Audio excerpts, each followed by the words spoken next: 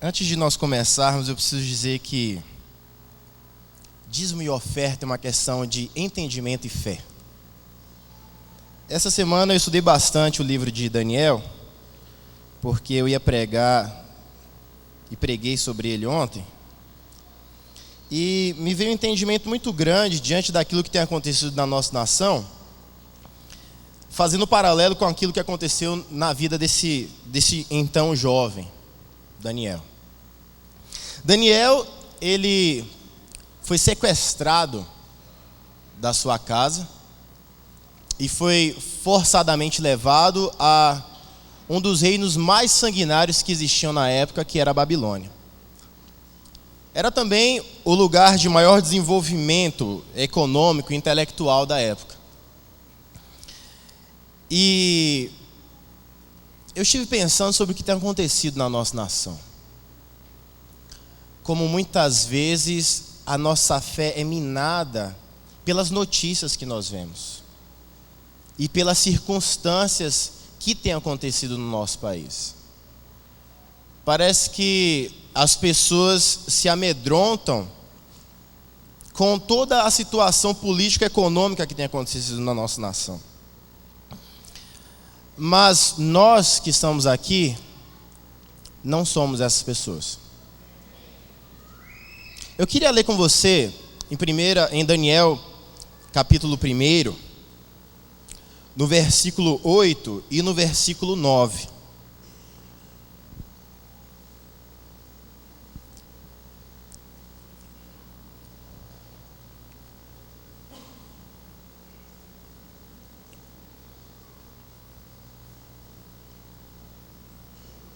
Na minha versão diz assim: resolveu Daniel firmemente não contaminar-se com as finas iguarias do rei, nem com o vinho que ele bebia. Então pediu ao chefe dos eunucos que lhe permitisse não contaminar-se. Ora, Deus concedeu a Daniel misericórdia e compreensão da parte do chefe dos eunucos. Volta no versículo 8, por favor. Ele não tem nessa versão. Na minha versão diz assim: Daniel resolveu firmemente. É uma questão de postura. É uma questão de postura espiritual. Quando Daniel foi sequestrado, ele foi levado direto para o palácio. E eu não sei se você já teve a oportunidade de estar no palácio, mas é um lugar maravilhoso. É lindo. Um palácio sempre é muito lindo. É chique, é fino. E tudo o que havia no palácio foi oferecido para Daniel. Todo esse envolvimento que Daniel estava vivendo era para corromper a sua integridade. Quando ofereceram finas iguarias para Daniel, segundo o costume do Oriente, até os dias de hoje, quando alguém oferece repartir a comida com uma outra pessoa, significa: olha, eu quero ser seu amigo, eu quero ter um relacionamento contigo. E era isso que o rei estava oferecendo a Daniel, um relacionamento com ele.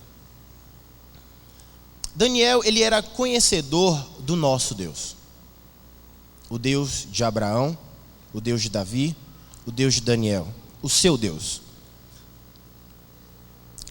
Daniel, ele estava vivendo a maior crise da sua vida.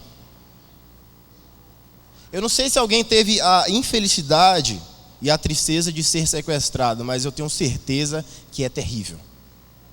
Não é preciso passar por uma experiência terrível para saber que ela é terrível. Com certeza, Daniel tinha argumentos o suficiente para dizer: Deus se esqueceu de mim. Eu estou numa terra onde eu não posso adorar o meu Deus, porque o templo ficou em Israel. Ele não tinha onde sacrificar, não tinha as pessoas com quem compartilhar as profecias de Deus, nas quais ele lia nos livros, nos escritos. Então ele tinha um ambiente perfeito para que a sua fé fosse destruída. Muitos de nós, muitos não, né? Todos, nas suas diversas áreas, talvez tenha enfrentado problemas e tenha trazido questionamentos em relação ao momento político que nós estamos passando. Principalmente o momento econômico, com tantas crises, com tanta corrupção. E as pessoas começam a vagarosamente se desesperar e pensar: olha, eu talvez não vá poder fazer isso, eu talvez não vá poder comprar aquilo, a gente vai ter que enxugar um pouco.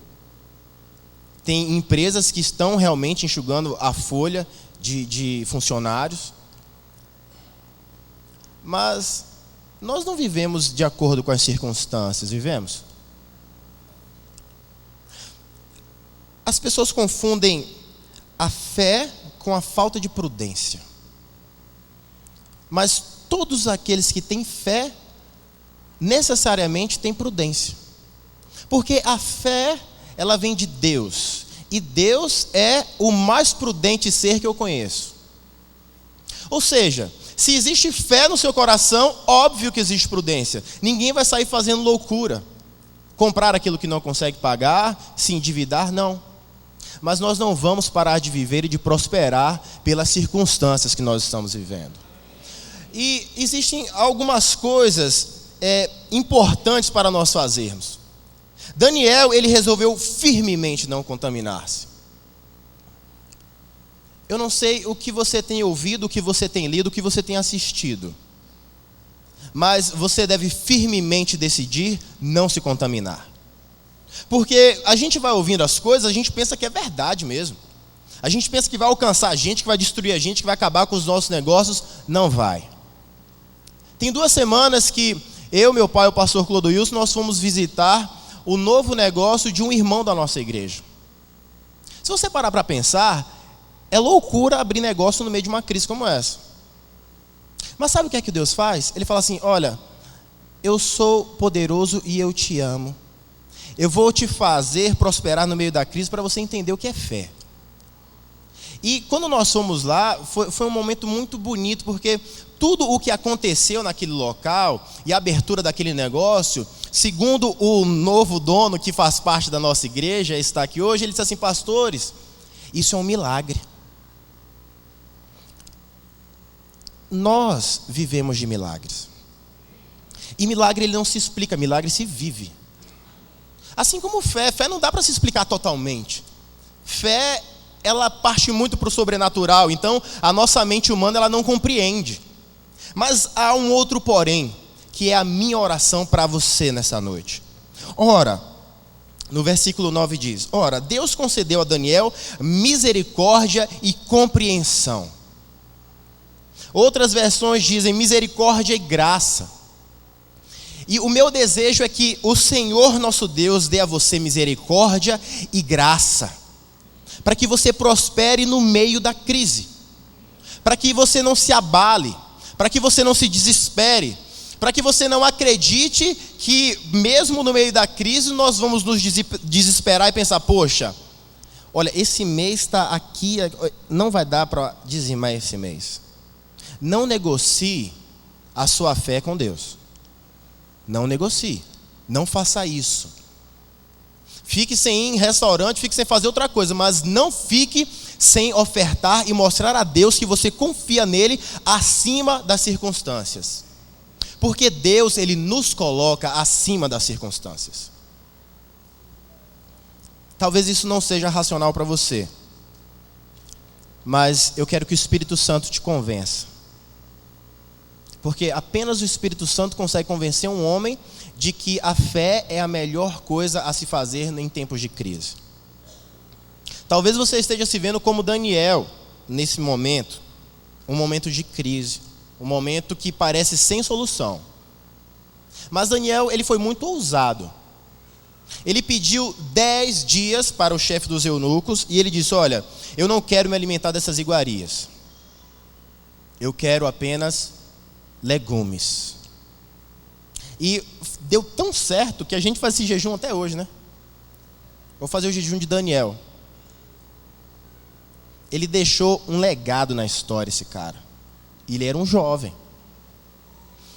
Daniel, ele ficou 10 dias sem comer as finas iguarias do rei. Eu não sei o que é fina iguaria para você. Para mim é rabo de lagosta, com certeza. Misericórdia. Uma lagosta com camarão pistola. Ah, Jesus. A maioria das pessoas aqui não gostam muito de frutos do mar. Sobra mais para mim. Eu fico tranquilo em relação a isso.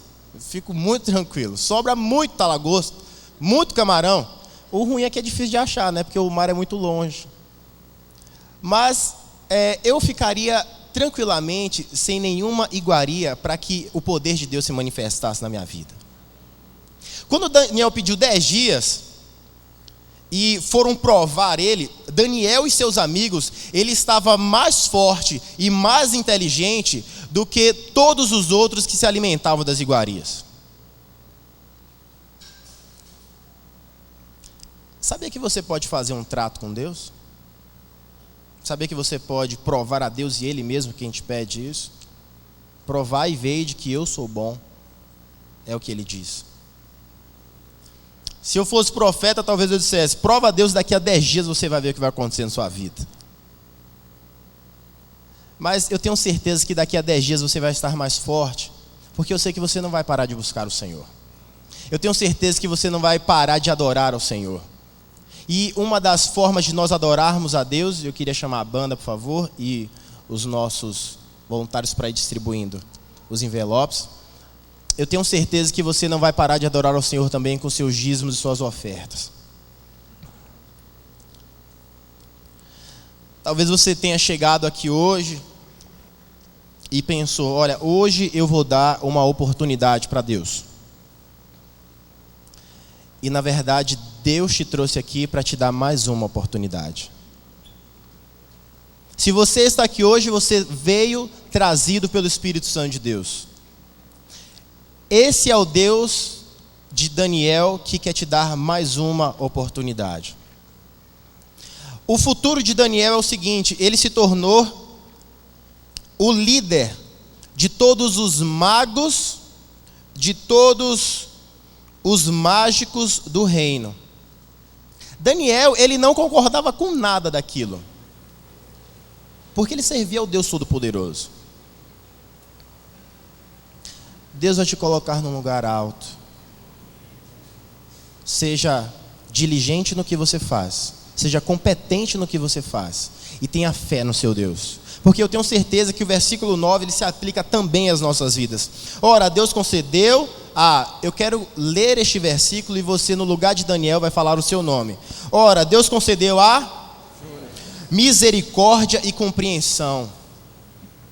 É o que vai acontecer conosco. Deus, ele vai nos conceder misericórdia e compreensão. A crise, ela existe, nós não somos cegos ou malucos para perceber que ela existe. Mas o desespero, ele não existe no nosso coração. Nós vivemos acima das circunstâncias. E eu queria te convidar a inclinar a sua cabeça para nós orarmos. Espírito Santo de Deus, eu sei que o Senhor está aqui. Não há ninguém neste mundo melhor para nos convencer da sua vontade e do seu querer. Senhor, se há algum dos meus irmãos que estão aqui hoje, que talvez por alguma notícia que tenha ouvido, algum jornal que tenha lido, ou alguma fofoca, ou alguma seta do maligno, esteja com a sua fé minada, eu te peço que no nome de Jesus, isso seja derrubado por terra. Que no tempo dessa crise a nossa fé seja restaurada, que a nossa fé cresça, que os nossos negócios prosperem, e que o seu nome, Senhor, seja glorificado através das obras nas nossas vidas. Senhor, nós não somos como aqueles que ficam observando, Senhor, as notícias para agir ou para fazer. A única notícia que nós observamos é a Tua palavra. E a Tua palavra diz para nós termos fé, e a Tua palavra diz para nós não termos medo. E nós não teremos medo, nós teremos fé, porque nós vivemos acima das circunstâncias. É o que eu acredito, Senhor, e é o que eu te peço para a Igreja Evangélica de Campo Grande. Que o Senhor nos abençoe, que a nossa semana seja abençoada, que possamos prosperar nos próximos 10 dias como ainda não fizemos, mas que a nossa fé seja o fundamento de tudo isso, a nossa fé em Ti. É no nome de Jesus Cristo, Teu Filho amado, que eu oro. Amém.